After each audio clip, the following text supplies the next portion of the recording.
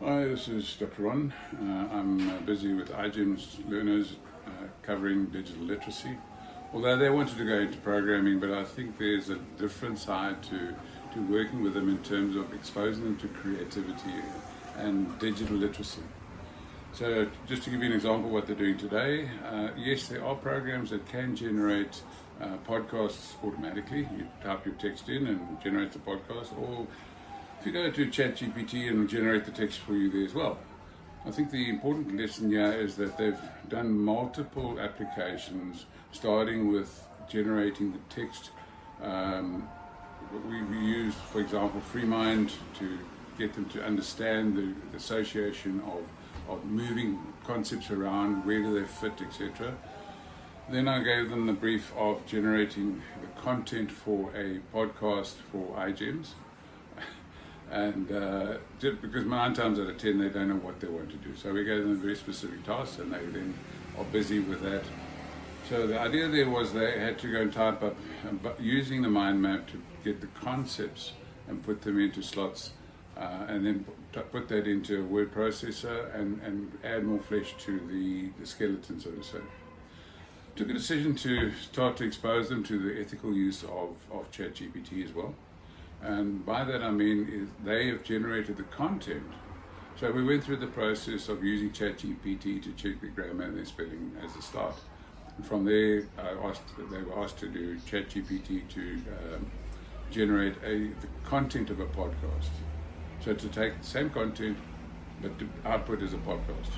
And then using the same chat, we then converted that into more specifically using the prompts to have it as generating a podcast for iGEMS for a specific audience, albeit adults or children or whatever it is. So that's the process, and at each stage they were then able to read the content and realize what ChatGPT was doing. So from that perspective, I'm comfortable that they've used ChatGPT correctly, and that's where the fun starts. So they then exported that they copied that to, I'm supposed to think which one they used. One of the learners found a text-to-speech program called Love Voice, I think it was. They dumped that into Love Voice, they selected the voice, what the type of voice it was, and it then generated a audio of it, exported it as an MP3 file. From there we imported the file into Audacity, and Audacity allows them to then have different soundtracks, so they can actually in fact edit the sound as they want to change the pitch, change all sorts of options.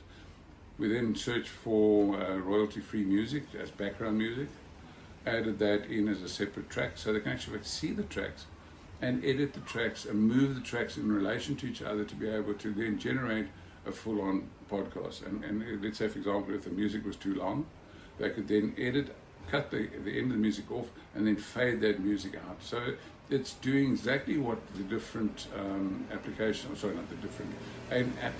that generates podcasts, it was doing. They were doing the work. And my view is that they should understand what they're doing rather than just pushing a button and it's done. So from that perspective, to give you another example, we're talking about HTML. They need to understand what HTML is in order to generate a web page.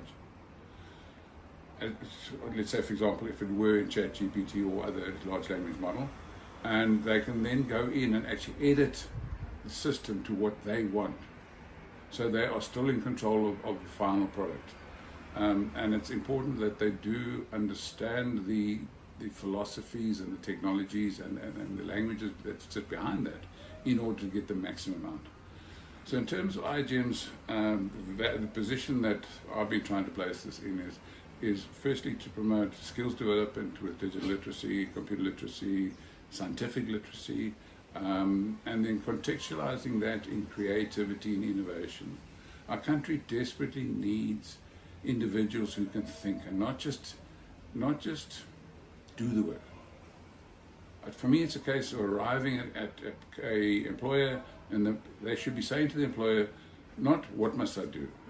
I think it's a case, from my perspective, is give me these tools and I'll go and do it.